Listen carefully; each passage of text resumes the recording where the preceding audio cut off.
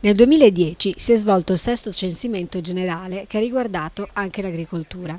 I dati raccolti sono stati rielaborati e presentati nel corso di un seminario che si è svolto a Venezia, nel Palazzo Grandi Stazioni, dal titolo Lo spazio economico dell'agricoltura veneta nel 2010, tipologia e sinergie territoriali.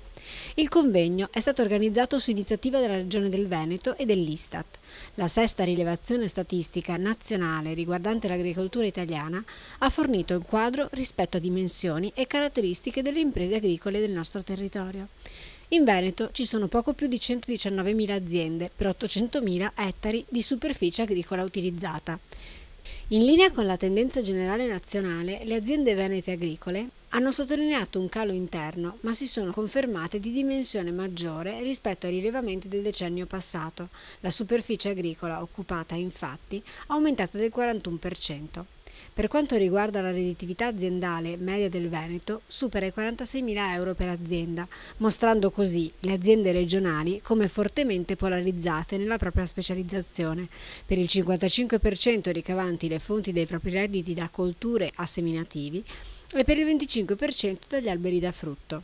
Fra loro spiccano eccellenze vere e proprie, quali le aziende vinicole che per il 2013 hanno prodotto quasi 9 milioni di ettolitri di vino di qualità, ben il 90% dei quali DOC e IGP, confermandosi apprezzate all'estero e portando il Veneto ad essere la prima regione esportatrice d'Italia con i suoi quasi 1,6 miliardi di euro in valore, più 10% rispetto al 2012.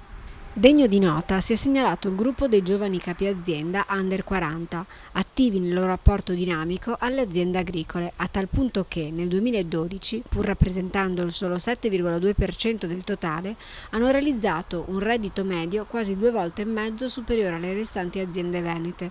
Dato incoraggiante che sembra premiare la loro prevalente propensione alla multifunzionalità. Sono stati proiettati dei dati sicuramente interessanti su cui vale la pena soffermarsi e lavorare, soprattutto per quanto riguarda, dato che appunto mi occupo e rappresento i giovani, ho visto dei dati sui giovani e sull'occupazione sia dei giovani che degli anziani che insomma devono per forza farci capire che insomma dobbiamo occuparsi di più dei giovani e sostenerli ancora di più di quanto non si sta facendo fino ad ora, fino adesso.